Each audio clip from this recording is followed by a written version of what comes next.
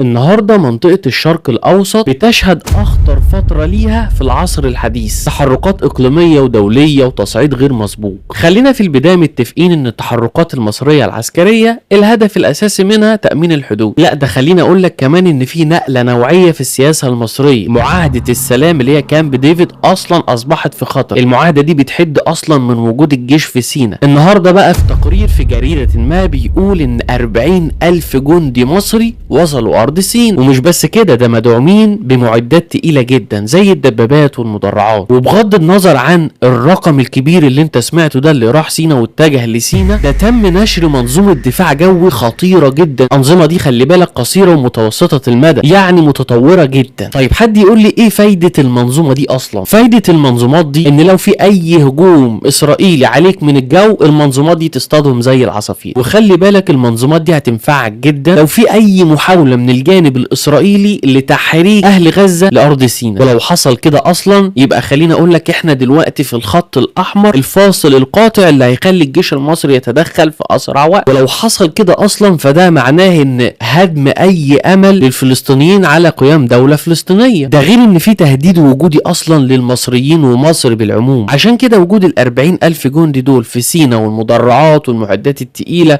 ومنظومات الدفاع الجوي دي رسالة واضحة قوية جدا لإسرائيل وأي حليف ليها إن أي تحرك منكم هنرد عليه بقوة جامدة جدا جدا لا تقهر. ده غير إنك بترفع سقف الخسائر الاقتصادية اللي هتحصل عندهم. معلش يعني أنت بصاروخ بتوقع طيارة، فشوف بقى كم الخسائر. وخليني أقول لك برضو إن ده أسوأ سيناريو حصل من بداية الحرب على غزة، لأن بوجود القوات دي في سيناء فمصر هنا واخدة الموضوع بجدية جدا وبتوصل رسالة للعالم ان احتمال يكون في صراع اقليمي طويل الامد واحنا مستعدين ليه عسكريا كويس جدا. على الجانب الاخر بقى تحس ان في لعبة القط والفار بتحصل في المفاوضات السياسية، لان في مبادرة التهدئة المصرية القطرية واللي قايمة اصلا على وقف اطلاق النار من 40 ل 60 يوم. فيكون الرد من حماس لا احنا هنشوف ونرد عليكم، فالمصرية قطعت الموضوع ده وقالت لهم لا انتوا قدامنا، اصل كده مفيش اي حد تاني ممكن ترجعوا له، فهتدونا الرد، يعني هتدونا الرد بالمطالب والشروط وكمان تبادل الأسرى والرهائن على مراحل، بحيث ان في الاول مثلا يطلقوا سراح الشيوخ والنساء اللي هم بيكونوا كبار السن. طب ايه المقابل؟ المقابل برضو ان اسرائيل هتفرج عن عدد كبير من المدنيين الفلسطينيين. غير ان ملف التهدئة برضو كان بيشمل المساعدات الإنسانية واللي كان بينص على دخول عدد كبير جدا من المساعدات لأرض غزة. مش بس كده، ده سحب القوات الإسرائيلية من محاور كتير جدا في غزة. وطبعا وفقا لما قيل في الإعلام ان حماس وافقت على المبادرة دي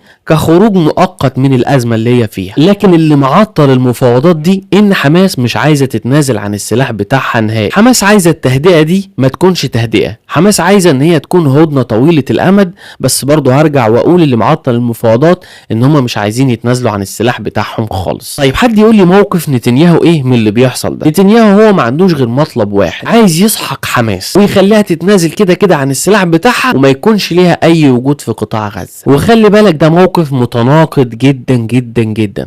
اصل في الناحية التانية انت عندك رهائن كده عند حماس، فالمفروض ايه؟ تقبل بالشروط عشان يكون في تهدئة للوضع والحرب. فهو الموقف بتاعه متناقض جدا. غير ان الحرب دي لو انتهت كده نتنياهو هيتحاكم على فشل يوم 7 اكتوبر واللي حصل فيه، لان الجانب الاسرائيلي والشعب الاسرائيلي مولع بسبب الموضوع ده. عشان كده هو عنده رفض قاطع لاي اتفاق يؤدي الى وجود حماس في السلطة او في قطاع غزة بشكل عام. طيب دور امريكا في اللي بيحصل ده ايه؟ امريكا من مصلحتها ان هي تضغط على نتنياهو عشان يوصل لحل وتهدئة للامور في الشرق الاوسط. طيب حد يقول لي دور ايران في اللي بيحصل ده كله ايه؟ هقول لك ان ايران مستفيدة 100% من اللي بيحصل ده كله. اولا هي مش داخلة في حرب مباشرة مع الاسرائيليين، ومع ذلك بتأكد نفوذها وهيمنتها في المنطقة، ده طبعا من خلال وكلائها زي حزب الله في لبنان والحوثيين والميليشيات في العراق وسوريا، من خلال عمليات الاستنزاف اللي بتعملها لإسرائيل دايما، وبالشكل ده تمنع إسرائيل من التركيز على قطاع غزة. أما الأردن ودي موقفها حساس شوية لأن هي إعادة التجنيد الإجباري وبدأت في عمليات المناورات العسكرية عشان توصل رسالة واضحة لإسرائيل ممنوع منعا باتا تحرك الفلسطينيين